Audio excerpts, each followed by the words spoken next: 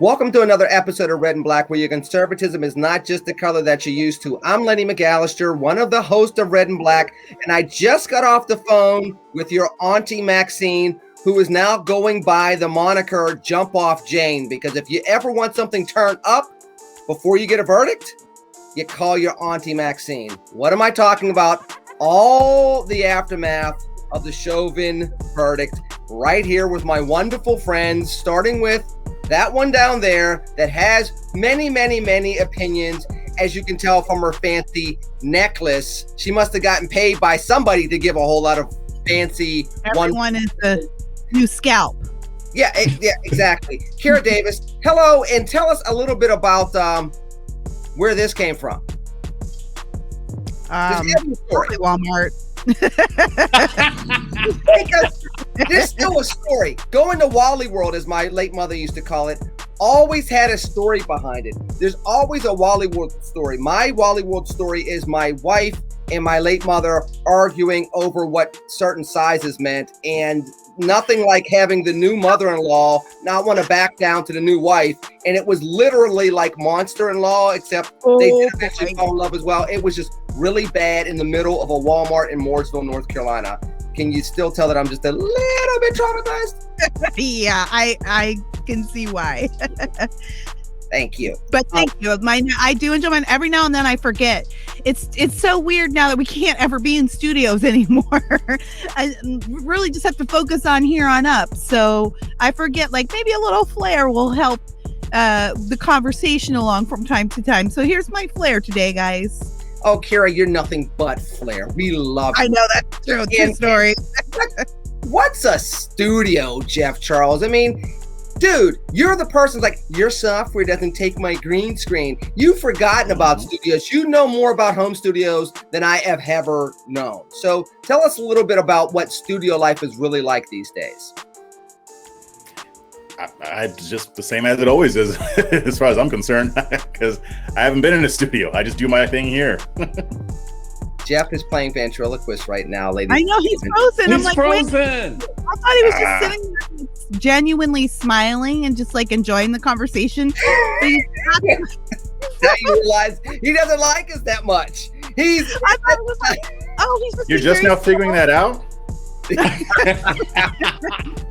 Well, last week I was frozen. Very still. Jeff. We might have to tell Jeff to come back in. Yeah, Jeff, we're going to have to come back in, because what we're going to do is we're going to end up continuing with our introductions and going to the smartest man in America, or at least on Red and Black. It's one of those two monikers, Dr. Metzler. It's not a bad consolation prize if you're the smartest person amongst four smart people on this show. Oh, not a bad consolation prize at all. It's an honor. Particularly, I like you, Lenny, but, Kira, hey, she is who she is. Doc gets it.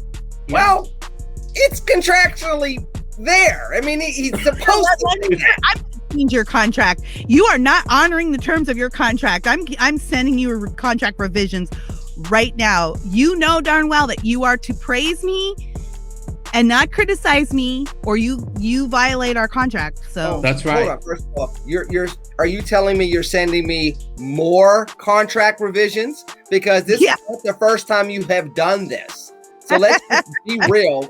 You gotta get in line. I gotta keep these guys in line, folks. And they need to know the place. I used to have a fax machine, and Kira burned it up. Which, by the way, what's a fax machine? I digress. Go drink. Kira, I'm going to start with you. Yeah, please do. I'm going to start with you, Kira. Give me your perspective on what you have taken out of what transpired in Minnesota, because not only has everybody had an opinion about it, everybody's had a reaction to it. And whether it's on the political left, political right, cultural left, cultural right, some of the reactions literally still show us how bad off we are as Americans, because they weren't what they should have been. I was surprised by the verdict, actually. I had thought that manslaughter was definitely going to be a charge. I thought and we've talked about this on the show. I thought, well, second degree and third degree murder seem like a reach because you've got to have motive, you got to have intent, and so I just wasn't sure that they were really going to convict on those. So I was a little bit surprised. I guess I wasn't surprised by any of the reactions, just sort of wary, like my bones are wary. I almost was hesitant to get in on any discussions. I just hosted a discussion on my locals page, which is davisnation.locals.com if you want to join us.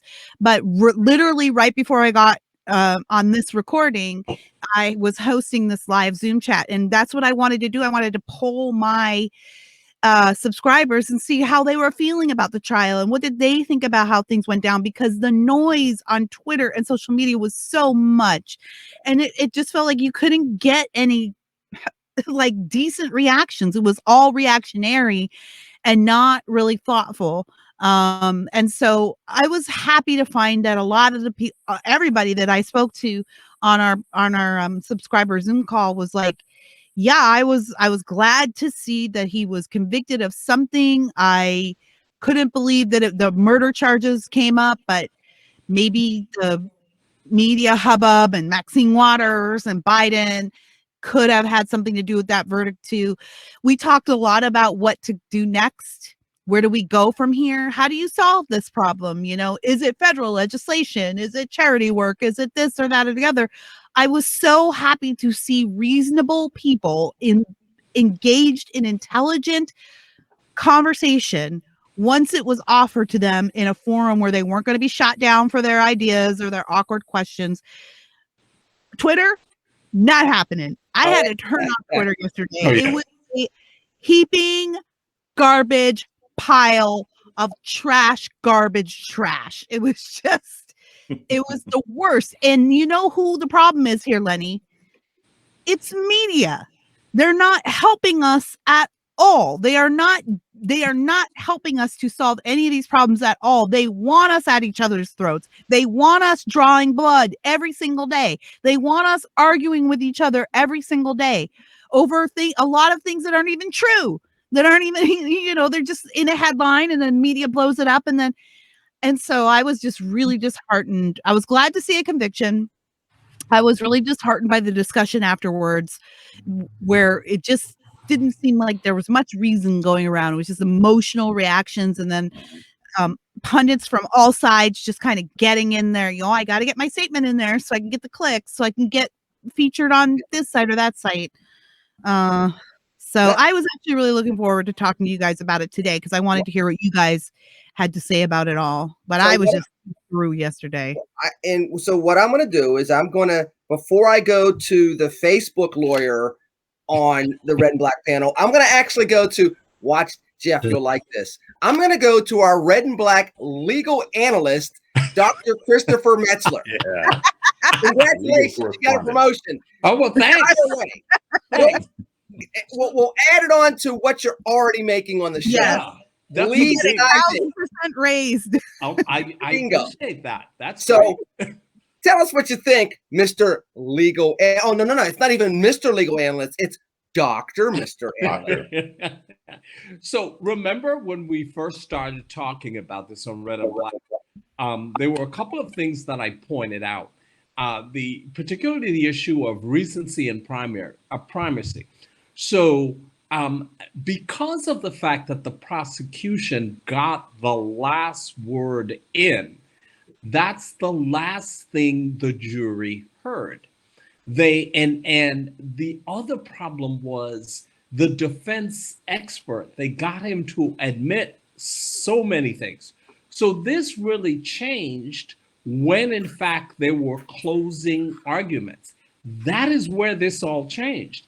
And once they got to closing arguments and the prosecution had spun a complete tale, while the defense was doing the best it could with what it had, that completely turned the case. Also, remember what I said before. In Minnesota, the issue is not that you were the sole cause, but you were a contributing substantially contributing cause. That was the issue. Now, people were saying, well, he should have testified. Oh, no, no, no, no, no, no. If he had testified, it would have made it worse, because then he would have opened up all kinds of doors. So this really turned on the closing arguments. And when the jury came back as quickly as it did, at that point, I knew that conviction on all three counts. Other than that, they would not have come back that quickly. It wasn't even 24 hours of deliberation. So that's really where this turned. So I appreciate that, Dr. Metzler. Now I'm going to go to a little bit of cultural analysis before I go back to Kira. Jeff, how much do you think that the Daunte Wright shooting had in play with this? Because number one, it made the tensions around the trial go up even higher. And number two, the jury wasn't sequestered at that point in time. The judge literally said, okay, stick your fingers in your ears. Don't listen to anybody. Don't watch TV. La, la, la, la, la, la, la. We'll see you tomorrow. We all know that wasn't going to happen. It had to have had some type of influence on the fact that, to Dr. Metzler's point and Akira point number one, there were some rational people around this, even while there were irrational people still talking about it all. Yeah, I mean, a lot of people on the right are talking about, oh, well, the Daunte Wright shooting influenced it. And they're talking about all these outside factors that could have influenced the jury. Is it possible? Yeah, it's very possible. What I don't get are the people who are making it sound like for sure this verdict came about because of the Daunte Wright shooting, because of Maxine Waters, because of what the left was doing. One, we don't know that. We have no evidence of that. Two, it will require us to believe that they were not persuaded by the prosecution's case. And I saw the case that they laid out. It was very persuasive. So is it possible that the Daunte Wright shooting could have figured into it? Maybe. But without the case that the prosecution laid out, there is no conviction. So to me, it doesn't make sense to try to undermine the process because you didn't like the result, like a lot of people on the right are doing. And the left is acting up too, like Kira said. I mean, I have fire for them too. But honestly, I think a lot of the media on the right, I don't think that their attitudes on this matched up with the rank and file conservatives, because I think most people in general on either side, they agree that some type of conviction was warranted. They may disagree as to the level that he should have been punished at, but I'm saying a lot of the conservative influencers are calling this a miscarriage of justice because they think he should have just gotten off scot-free. And I think that a lot of their audience, they didn't give them all the information. So I think a lot of people were surprised that he got convicted of anything. So now they're trying to say, oh, well, the process didn't work, or it didn't work the way it was supposed to. It's making us look ridiculous, in my opinion. No, hold on. It's not making us look ridiculous. It's making your cousin look ridiculous. Because when you start saying there are conservative commentators out there, and I'm not throwing names out there. Whether it's fair or not, they do represent the conservative movement. They shouldn't. I get that. But I'm going to shift over a little bit to Kira. I was being a little funny, but I am going to be a little serious about this now, Kira, which is, you bring up some hope in regards to the fact that there are people that are trying to rationally talk about this. Those that are over at Davis Nation, that you were leading that conversation. I know that Jeff, on A Fresh Perspective, is doing those type of things as well. Metzler on the mic is doing those type of things as well. You like how I got that co-branding in there? Yeah. Everybody's happy on Red and Black. I did the whole round about co-branding. With that said, Kira, there are people trying to have real rational conversations, even in the midst of people still trying to gin it up in the media. Now, let me ask this question, because let's make a little bit of a difference with this before we get to Auntie Maxine and, the speaker, Nancy Pelosi, with some of the ridiculous statements they made, because there were some ridiculous statements that they both made. For people that have been in politics forever, there's no way they should have made these type of missteps. But with that said, when you talk about the media, Kira, are you saying the punditry, or are you talking about, quote unquote, what should be mainstream media? Or are you actually conflating the two and saying both? I think I'm conflating them, and I'm saying both, because it's the punditry and it's also the reporter class the journalist class as well. It's also what they're doing with even the surrounding coverage. So for instance, we're talking about the stabbing, right? Which was something that develops when you get a hungry media, when you get I call them the shark attack media, right? Media sees one shark attack in California. There's probably 2 a year. They comb the world for shark attacks after that. And all of a sudden it looks like sharks are out to get us.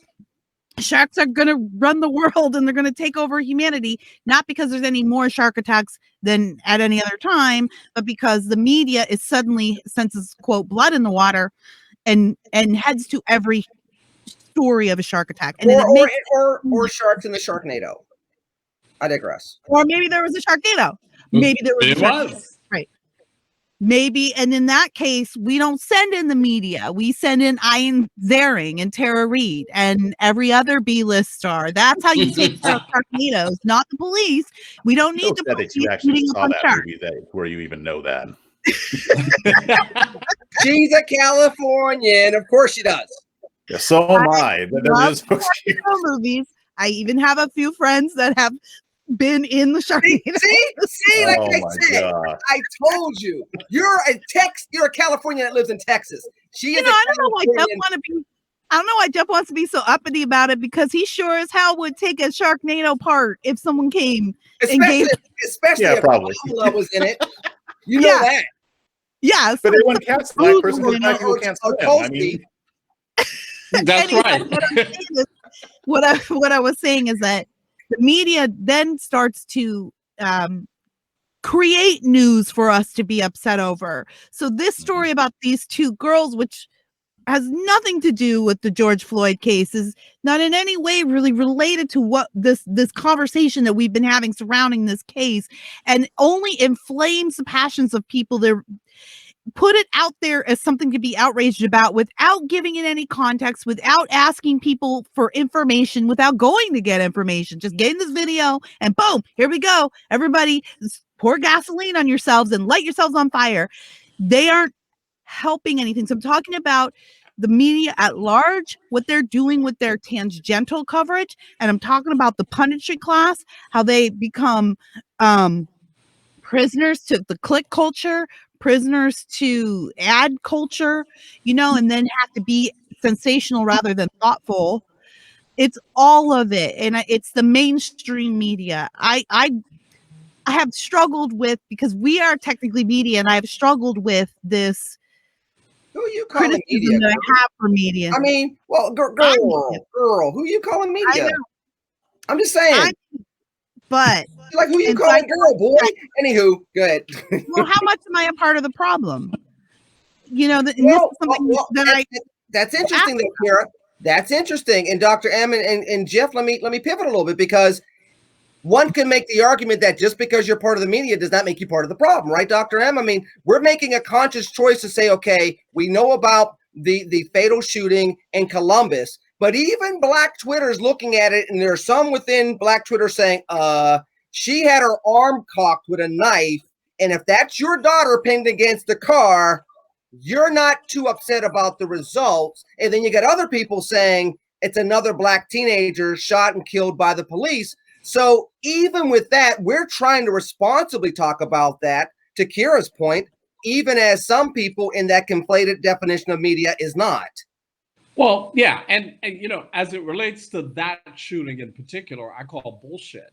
And here's why I say that. Look, the police officer shows up. She's trying to kill someone. What is the police officer supposed to do at that point? Go hug her and say everything will be okay. Drop the knife. Shoot the gun out of her hand. And that's exactly that's what they've been saying. That's what they've been saying. That's bullshit. I mean, the fact of the matter is, if what we're saying is Black Lives Matter, guess what? He saved a Black life. And right. So I can't get with that. But to Kira's point, you're conflating all of this stuff that has nothing to do with each other. And as it relates to all these kids out in the street doing all of this kind of stuff, y'all need to get your badass kids. That's the problem. Okay, kids. get your badass kids out of the streets. I mean, that's a major part of the problem. Oh, and then she was a peace loving girl. Really? With a knife trying to stab somebody? Sit your ass down somewhere with that nonsense. See, but again, it is exactly as Kara says. Here on Red and Black, what we do is have a conversation about all aspects of it, not push a particular agenda. And we're glad that our viewers are really starting to tune into that. We're not taking a particular position on it. What we're saying is, here is the space to discuss the issues, which is not what mainstream media is doing. Or do it one by one, Jeff, right? Because part of the issue that we have to have, even with interactions between the police and African Americans, you can say there's a historical problem, and we can admit to that. We can look at the numbers, right? But then you still have to look at each individual case and say, is this individual case part of the historical problem, or is this something that happened in its own space and time and had its own, factors that led to a certain result? And the case in Columbus, the case in Chicago, the case and look, the multiple cases in Minneapolis, and I'm not just talking about Wright or Floyd. I can go to other cases in Minneapolis where you could sit there and say, these things have transpired, and one by one, maybe they build up and show a pattern that we've seen over decades. But there's other instances where you look and you say, this seems to be pretty straightforward, and as tragic as it is, this was probably going to be the likely result. Right. And that's the problem with the hard left, because they don't look at it that way, especially in the activist media.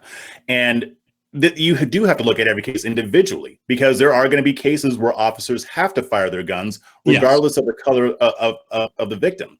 And here's the thing, and you guys know I have a cynical streak, and I'm about to go really cynical on you guys right now, because here's the thing.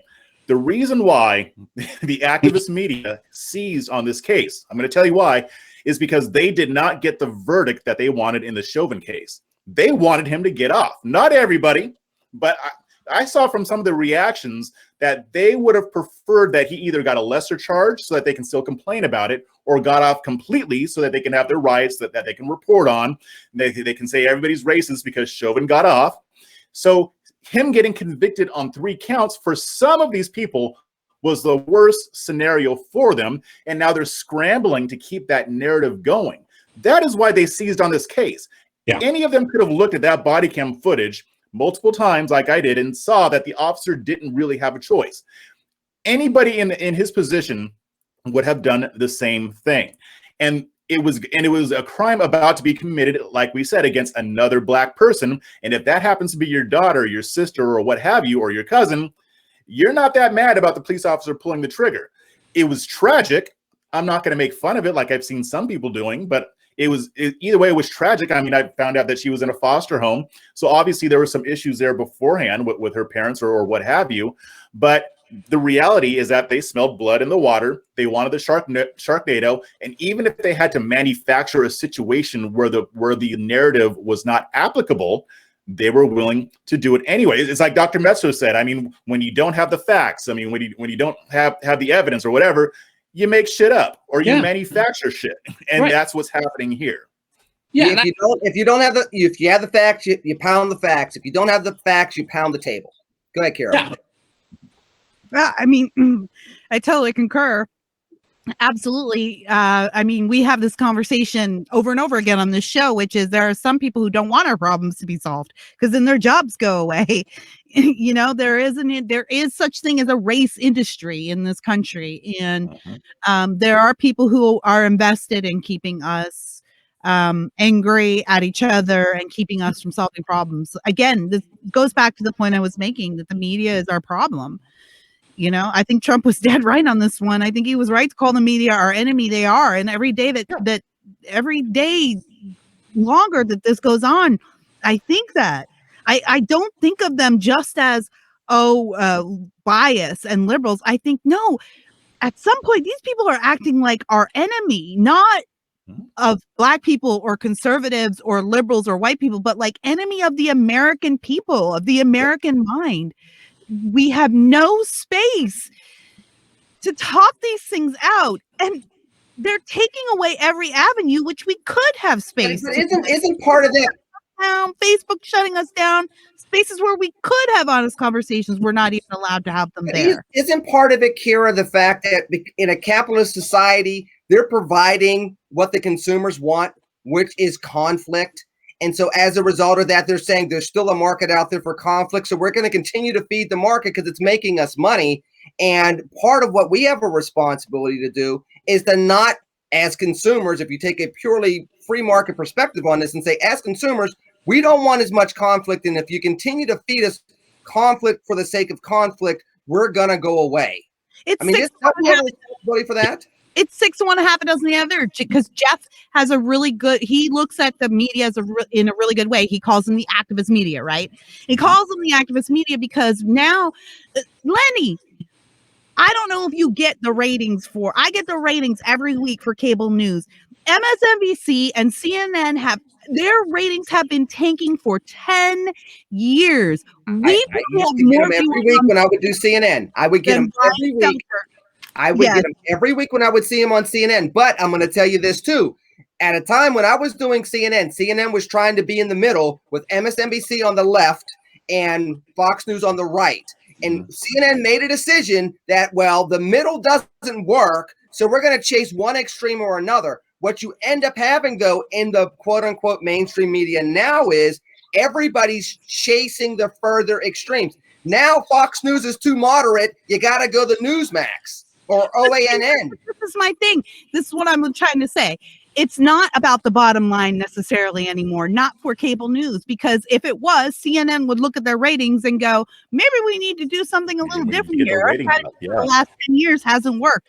It's not. It's the millennial activists have now grown into positions of being in charge. They're running the show in a lot of places, and they're activists at heart. They have grown up learning to make your politics personal.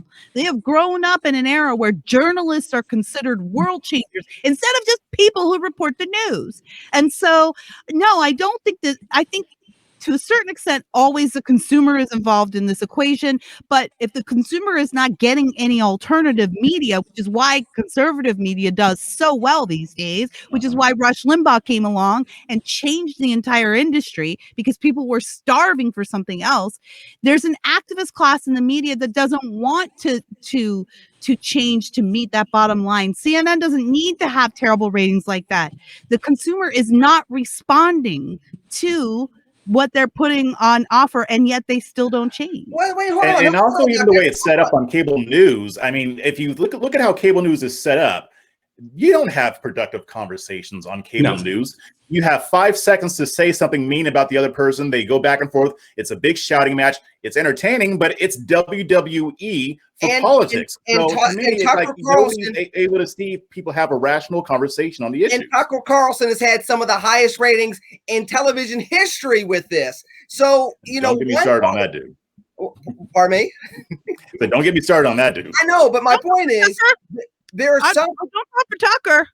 There are some I might have to. media personalities that don't do well with the ratings, and then there are some that have done really well with the ratings. Before it was Tucker Carlson, you had Hannity that was doing really well, and then you had Bill O'Reilly that was doing really well, and then we just mentioned name checked Rush Limbaugh. You have Glenn Beck. We haven't even talked about Glenn Beck in like years, but Glenn Beck was doing this 10, 15 years ago. So, and that's where Kira was discovered, by the way. Kira's not going to say anything about that. She's like, yeah, I know that. But Dr. M, there's something out there, and I want to get to something Kira said in just a second. But Dr. M, can you kind of put a bow on this?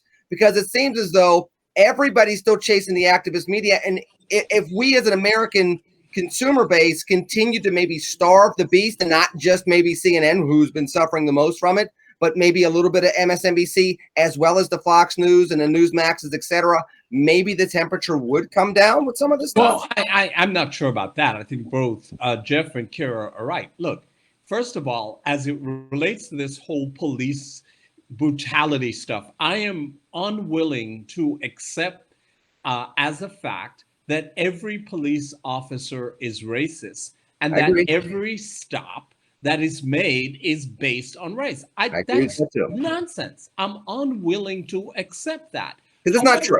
It's just not true. But you talk about active media, and you also talk about, for example, PBS, Yamiche Alcindor, who has replaced April Ryan as the loudest black woman in the room. And, you know, and Yamiche is like, so why isn't the White House defending Maxine Waters' comments? Okay, first of all, Yamiche, why are you on my taxpayer dollar being an activist? Okay, that's the first problem I have.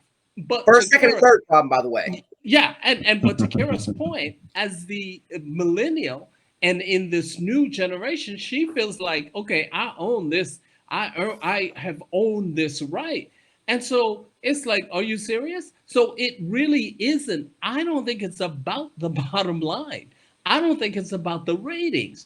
It is, in fact, and I think Jeff is exactly right. You know, what we have here is a creation of activist positions, period. End of story. That's what we got. And by the way, when you talk about, and so for the left, for which I have a lot of vitriol, I'm sorry, Al.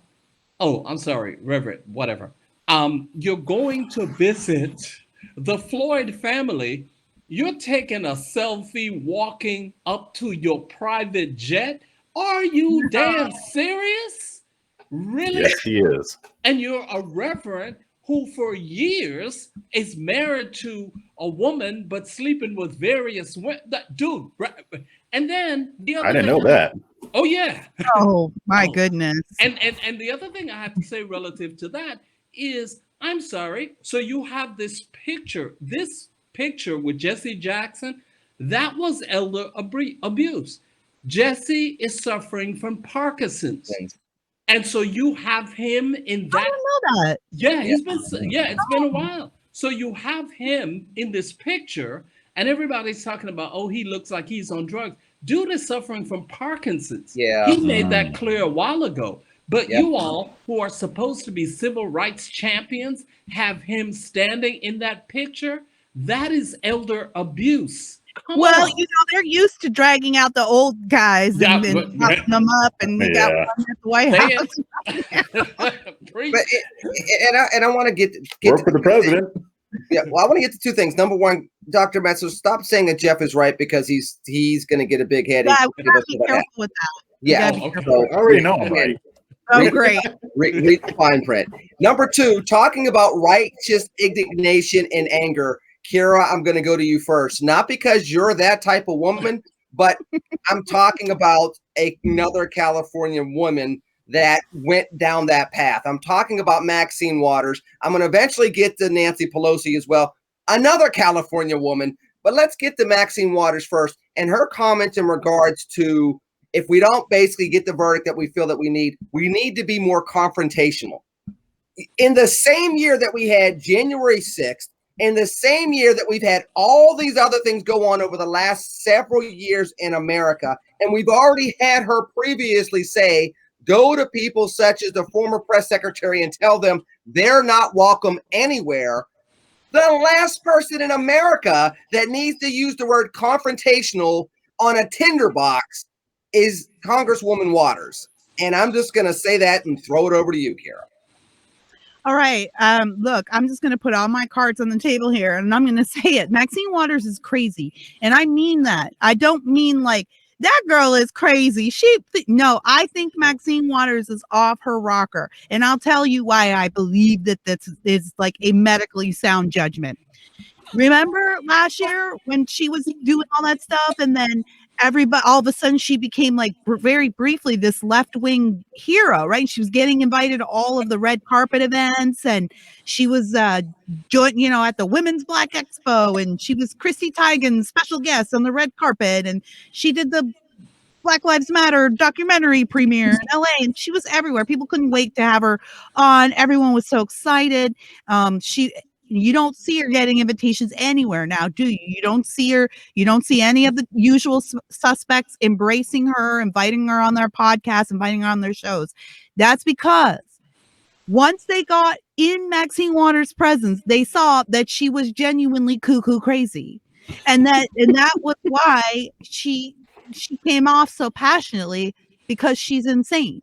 So you can't have a Have you ever stood by and like actually listened? I know that we don't have the opportunity to be with her personally, but if you ever actually listen to her when she doesn't think the cameras are on her, she's not a stable woman. She's found a job that her crazy can work in, and she's found a way to entrench herself, which unfortunately most of the Black Democrat representatives have managed to do. So she doesn't have to work for that position anymore. I don't know. I forget all the time that Maxine Waters represents California. I always forget she we don't forget that. I always do. So Maxine saying this stuff, it does not surprise me. She should have been censored, of course, but of course it didn't happen. That being said, you know, she's crazy, and this is the kind of stuff she says, and no, it's not helpful. And it would be helpful if some of the Democrats would stand up and be like, can you hush down a little bit? But Maxine Waters also sits on the finance committee. She ain't piping down. Now, Dr. M, because you know everybody, can you tell us a story about Maxine Waters? Because Kira sat there and said, well, you know, it's not like we can talk to her privately. And then I thought, well, we do have somebody on here that right, I bet one of us has. So give us a story, Uncle Chris, about your time with Maxine Waters. So it was a couple of years ago when we did, Republicans would always do Black History Month celebration at the African American Museum in DC. We haven't done it in a while because of COVID and other things. So one of those years, Maxine was present. He actually does have a Maxine Waters. I told you that. Over my objection and the objection of others, she was present. So she's sitting there in the green room beforehand, and she's like, okay, so I will be leading the procession. No, Maxine, actually, you won't. And then, in addition, that was the same time when her grandson, who used to be her chief of staff, engaged in improprieties. And she was, in fact, cursing out a whole lot of folks. Don't y'all say nothing about my grandson, because he ain't did nothing wrong, except for the fact that he was forced to resign. And I'm sorry, Maxine, your daughter, who has gotten all of these contracts to do advertising, that child ain't qualified to do no advertising. And speaking of the finance committee, why is she chair of the finance committee when her husband is the president of the largest Black bank in California? Is that not a conflict of interest? Oh, if you were Trump, it would be a conflict of interest. However, since you're Crazy Max, it's not. Well, and Jeff, she knows where the bodies are buried too. Well, she knows where the right, and that's the thing. She knows where the bodies are buried. So you know, Nancy's like, oh, hey, Maxine. We'll get to her in just a second. Jeff, let's get to the Trump aspect of this for just a second. And everybody that knows me knows I am not somebody to say, if this were Trump, that's usually not words that come out of my mouth. But it will now. If it were Trump and he said that if we don't get what we want, we need to be more confrontational, things would have blown up immediately. Instead, it was seen as if it were a civil rights call with somebody that literally promoted people to get into people's faces just about 24 months ago at a time when things were getting tense. And people forget, we were doing these type of stupid fights in the end of 2019 when COVID-19 was starting to take off in Wuhan. And this is what we were focused on versus a possible pandemic. And now we're all walking around with masks on for the last 15 months. Yeah. Trump said far less than what Maxine Waters said. And when he said it, tens of thousands, hundreds of thousands of pearl necklaces were broken because they clutched them so hard. They dragged the nation through a second impeachment after Trump was out of office for saying less than what Maxine Waters said. So, I mean, we already knew that they weren't really outraged by it. We know that they knew that Trump didn't inspire that violence. And now they're basically saying, yeah, we were just kidding about that whole thing because Maxine Waters said something worse, and we're not going to do a damn thing about it. I mean, Trump at least used the word peaceful. He said, march peacefully, protest peacefully. There was no peace in what Maxine Waters was talking about. But she knows she is crazy, but she's crazy like a fox because she knows just the line to go to say what she wants to say without actually saying it. Yes, I do believe that Maxine Waters wanted riots if Chauvin got off or if he didn't get convicted of all 3 counts. And she knew how to say it in a way that she could have a level of deniability. She asked for an armed escort of police officers when she went up to Minneapolis. So she doesn't even, she cares about herself, but she doesn't care about what happens in those communities. Just like most far left progressives, they don't care about Black people. So yeah, they're not going to do anything about Maxine Waters because they don't care about riots and violence at all. Just like, you know, they all of a sudden became back to blue when Ashley Babbitt got shot. They changed their principles based on what suits them. So we can't take them seriously because they're not serious people. And this is yet another story that shows that. Kara, so let's go to another California woman just because you're the California woman on Red and Black. Let's go to our Red and Black official California woman, Kara Davis. So we have a legal analyst now and we have an official California woman. Speaking I never thought that. I can't believe it. I'm sorry. I just thought it was a nice title. Anywho, with that, and plus you're the only person that could actually have that title on this show. Unless we get into a completely different topic that we're not going to go down. Anywho, I digress. With that said, I want to talk about people that did not know how to walk up to the line like Maxine Waters. Go ahead, drink. Somebody's going to be really happy that Dr. Metzler's drunk after this show as many times as I said this week. I don't know who it is, but you're going to be a lucky lady. Anyway, with that said, I think the first lady's, there you go. The first lady's going to get you on that. I know. She's going to get you on that. I know. Kara, why did Nancy Pelosi thank George Floyd for sacrificing his life for my God. rights? I mean, you talk about walking up to a line and going over it. It's literally like Nancy Pelosi from a couple of years ago said, I don't think there's anything worse than kneeling in kente cloth. And this Nancy Pelosi said, hold my beer, and then said that statement about George Floyd. Yeah, but this is white people cringe, isn't it? When we talk, like, we all have a white people cringe story, and sometimes it's related to politics, but sometimes it's not. Chris every Black, by the way, I'm sure, because he always has stories. We have plenty. We have multiples. I'll tell you. I went to visit my friend at a school that he was administrator at a college, and we're both Black. And I went to visit him one day, and he was like, "Oh, I gotta introduce you to our like professor of Indian studies or something." He didn't tell me much about him. He was just like, you just got to meet him. His name is Duncan. And I go, and this is elderly. I mean, it's like white guy in his 70s. And I didn't even get to say anything. He was dressed like a hippie, had lots of African art in his office. And my friend introduced me. He's like, "Oh, this is Kira." And I stuck out my hand to greet him and say hello. I didn't even get any words out. He never said any word to me. His first word to me was, you know, I was in the airport in I don't know, in Kenya just last month. And I was like, I'm so glad that I'm the only white person here. I am so sick of white people. Like, that was his first. This is a true story. This is why my friend wanted to introduce me, because he knew that this was good. It was like, so everybody's got the white people cringe moment. Yeah. And Nancy Pelosi, Joe Biden has a lot of them.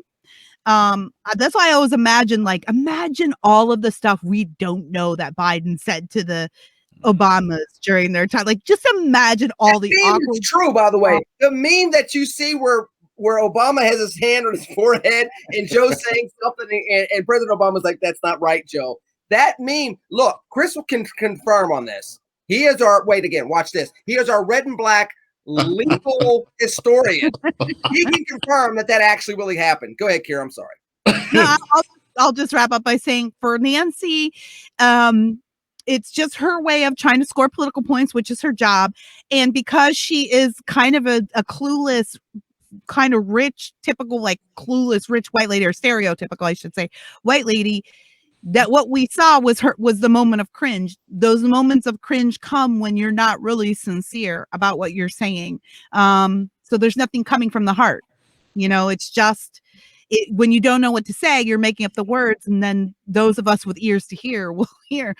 These words are crazy. I actually did a Babylon Bee sketch yesterday, guys. It's up on YouTube if you want to see it. But in the sketch, cool. I was parodying Patrice Cullors, with her purchasing her mansion with her Marxist dollar. Yeah, we got to get into that soon, but yeah, but at the end, I do a voiceover. I do a very impressive voiceover of Nancy Pelosi. So if you want to, we got to go to Babylon Bee, check out Kira Davis. You'll get a catch on that. Now, Jeff is our official, connoisseur of Democratic women. So, Jeff, can you explain why the heck Nancy Pelosi said what she said in regards to George Floyd's sacrifice? Because she's in a competition with Maxine Waters to see who's the most ridiculous. That's why. She is so like, what's the word?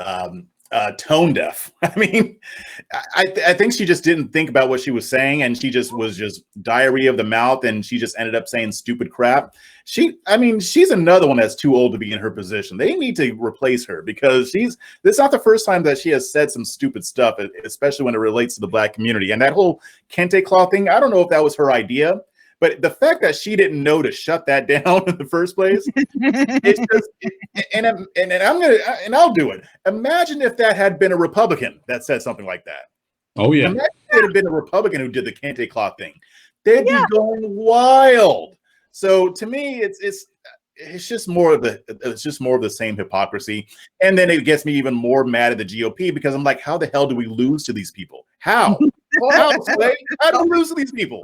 Before I go to Chris, you now sparked an idea. I'm going to ask all of our Red and Black viewers, subscribe to the channel, obviously spread the word. But while you're doing that, I want you to petition Burgess Owens and Byron Donalds and Tim Scott. Let's gather a few others. Let's go get Alan West, and let's see if we can actually get them to reenact that. And let's see what the reaction is. Can you imagine a bunch of Black Republicans? We can go get Mia Love. And can you imagine what the response would be to that right too. History Month next year? Will Hurd, Jason, we can do this. I don't know. It would be hilarious, because then it would never be like, didn't Rush Limbaugh get in trouble for that too? Like, he was quoting a Democrat, and then they're like, "Oh my gosh, you did that! That is horrible." And he was like, "I'm literally reading the quote from the Democrat." Like, the mainstream media wouldn't even get it, or they'd just be so upset. Yeah, exactly. Chris, isn't this exactly why? Yeah. Chris, isn't this exactly why we're stalled when it comes to civil rights? Because the people, we have politicized civil rights. It's now a partisan issue. It's not just civil rights and constitutionality for all Americans. It's like either you're on this side as a Democrat, a liberal, blah, blah, blah, or you're quote unquote anti-civil rights as a conservative, Republican, blah, blah, blah. But then on top of that, the people that are leading quote unquote civil rights politically are people like Nancy Pelosi that seem to find a way to stick their foot in their mouth with this, or Joe Biden, who's the president, who has the checkered past that he has on issues of race. Well, yeah, I mean, it's completely political. The one thing I would say about Nancy, though, when your husband is heir to the Starkist tuna fortune, you can be as clueless as you want to be. So it doesn't really matter. And the fact is that should Democrats, and God, hopefully not, retain the House in 2022, what then happens is Hakeem Jeffries from New York City will in fact be the Speaker of the House. And so that would be a whole interesting kind of thing, because Nancy has informally named him as her successor. So that would be interesting as well. And he had some interesting comments. He basically told Kevin McCarthy to sit this one out after confrontation. You know, he backed January 6th, but now he wants to say something about Maxine Waters. Sit this one out. But I understand the position he's trying to take. But here's my thing, guys and lady. This isn't like 11th grade recess. These are Congress people, and not just Congress people. These are people in leadership. You would think that Hakeem Jeffries would say something a little bit more tactful, stately, except that you would think, I'm not saying he would, but you would think that it wouldn't be, I'm going to go grab my own handful of mud because I got mad when the other side threw mud. And it kind of goes back to the point with the media, and I'll let you speak in a second, Chris. It goes back to the media, that the point that Kara made about the media. No one, even in Congress, is trying to tamp this down, Chris. No, and why would he? What would he have to gain by appearing to be a reasonable spokesperson? Nothing. The left, the far left, AOC and others will come out against him and say, boy, what's wrong with you? I mean, that's essentially what's going to happen. So he has no motivation to do that. And I keep telling people, look, we keep talking about draining the swamp, but we keep electing the swamp dwellers over and over and over. Term limits, Jeff. Term limits. Yep. I'm down with term limits, but again, it's not going to mean anything if we keep electing the swamp. So, and so let me start wrapping up the show with this because we got a couple of minutes left. Kira, we've watched the Chauvin trial. We've seen these verdicts come in, and now we still have the other 3 police officers. We have the Daunte Wright situation going on. We have the situation in Columbus. We have the situation in Chicago. We now have people trying to federalize criminal justice reform when it comes to these type of policing issues. I'm going to give everybody 30 seconds for just a second. Are we going down the right path, or once again, are we thinking that big government's supposed to solve all of our problems in ways that it was not constructed to, and maybe it just can't?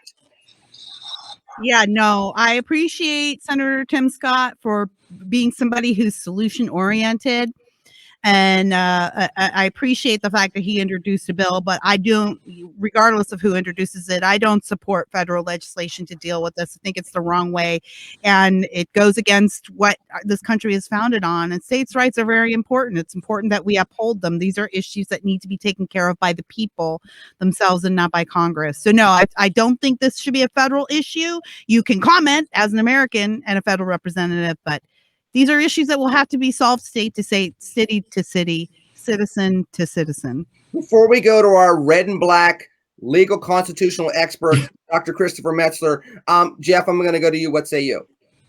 Yeah, I need to see what's in the bill first before I even make an opinion on it. There can be a case made if there are issues of civil rights being violated for federal involvement, but I would want it to be as little as possible. But I would need to see what they're proposing first before I really weigh in on it. Jeff has now disqualified himself to ever run for Congress because he said he wants to read a bill. Yeah, I know, right? So there goes your political career, and there's a double entendre joke in there about me somewhere. Chris, what's your opinion on it before we go? Well, I don't think that the federal government has any business dealing with these issues. I still think it's a state and federal issue. Jeff, I think your point is well taken. However, we do, in fact, have the Department of Civil Rights at the Justice Department to deal with those issues. And so I go back to enforcing what's already on the books. Here's the issue. The issue is Democrats believe if they introduce all this big government legislation, that people are going to be happy with it, and then you try to take it away, and there is the revolt. I think that's what they're doing with all of this federalizing of everything. And as it relates to the Department of Civil Rights, Vanita Gupta is about to get in there as heading the Department of Civil Rights. Hold on to your seats, folks, because this is going to be the most activist civil rights department in the Justice Department that you have ever seen. Look, it's time to wrap up the show. And before Kira starts talking about BLM mansions, Can you tell us about what you're working on this week before we get to BLM Mansions next week? Chris or me? Oh, yeah. I said, Kira. Kira, I know you don't work on any projects, so I wasn't going to ever come to you. No, I was coming to you. Go ahead. Brag on yourself for 30 seconds. Well, I did my Babylon Bee sketch yesterday. You can go to the Babylon Bee on YouTube and find that. That was a lot of fun. A good send up of the Marxists and the BLM movement. Of course, Just Listen to Yourself with Kira Davis is still doing great, going strong. I released my second episode of my interview with my father-in-law, who is, I would say, the man who's responsible for. You are a suck up. You're a suck up. Go ahead. My best friend. He's my BFF. I love my father-in-law so much. And he is a very wise man. So we talk a lot this week about the power of struggle and the power of overcoming and what that means in the context of God and this country. And then, of course, you can find me on Twitter at Real Kira Davis. And I want to tell everybody who's tuned into Red and Black to share it with others. I want to say thank you so much, and we appreciate your shares. Keep sharing, keep liking, hit that subscribe button. We've got a lot of exciting things in the works, so thanks so much. Indeed. Let me go to you, Jeff Charles, because I hear that you're going to have this brilliant guest coming on this upcoming week. Yeah, I mean, on a fresh perspective with Jeff Charles on my Monday live stream, I am having somebody who's been begging to come on my show, so I figured I'd do him a favor. Not really looking forward to it, but I think we'll be fine. We're going to talk about education. Well, the women say he's super fine about education. The women say he's super fine, by the way, Jeff, but I digress. Yes, Lenny McAllister is going to be on my show on Monday evening at 8 o'clock Eastern Standard. Got that guy. Oh, wow. I know, crazy. It didn't take much effort, surprisingly. We're going to talk education because my audience needs to know about education. And Lenny is the grandmaster of the education field. So we're going to have some fun. We're going to be informed, and it's going to be awesome. I'll be the grandmaster, and I won't even bring the Furious Five. Chris, what are you doing this upcoming week? Well, so exciting. Exciting news. There's a major rebranding effort of me going on. And so henceforth, I'll be rebranded as the Renaissance Man. I have now a book contract with a major publisher. This is my fourth book with a major publisher. It's not only going to be book, it's also going to be multimedia, and it will also include Red and Black. More to come. Fantastic. And first of all, you can't rebrand yourself if you're going to still talk in language such as henceforth. That's the old you. That's nothing different. You got to talk a little different than that. I'm going to have to get used to that. Henceforth just rolls naturally off. Yeah, I know. That's the Oxford in you. Listen, folks. We've had a lot of fun here talking about a lot of complex issues, but continue to follow us on Red State, those of us that write on Red State, Kira, editor at large, Jeff's writing, I'm writing. Follow Dr. Metzler with all the wonderful things he's doing as the Renaissance Man, which, by the way, sounds a little mysterious. That's kind of cool. That's where the red wine comes from, by the way. Yeah. That's kind of cool. In the meanwhile, follow us on Twitter, share, subscribe, continue to keep the faith, and know that we're going to be reaching out to you each and every week. We are building bigger and better things with Red and Black, and we want you to be a part of it. In the meanwhile, have a wonderful, wonderful weekend. Promise we'll talk to you again next week. TCNGB, take care and God bless everybody. Peace.